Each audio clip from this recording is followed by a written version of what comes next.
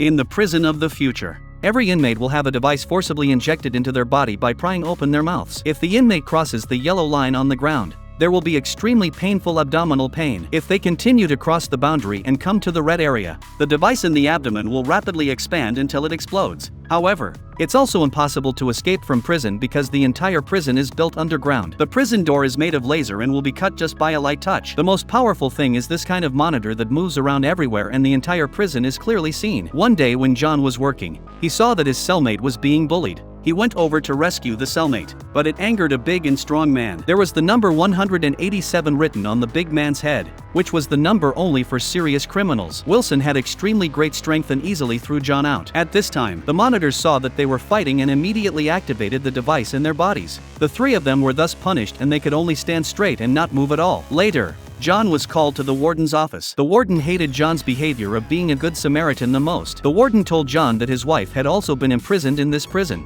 and the crime was that she was pregnant with a second child. Originally in the future, world resources were in shortage and each household could only have one child. Knowing that his wife was also imprisoned in this prison, John wanted to save her. But the women's prison was on the top floor, dozens of floors away from the prison where he was. What should he do? Suddenly, John was kicked down the stairs. It turned out that Wilson came for revenge. Although the warden saw them, he didn't stop them. He wanted to teach John a lesson, but Wilson accidentally fell off the approach bridge. John was hesitating whether to save him or not. At this time, the warden ordered John not to save him. However, John shook his head and reached out to save Wilson. This behavior made the warden lose face completely unexpectedly. He ordered to shoot and knocked down Wilson. Then the warden activated the device to let all the inmates suffer painful torture. He also put John in the solitary confinement cell to let him endure the harshest punishment.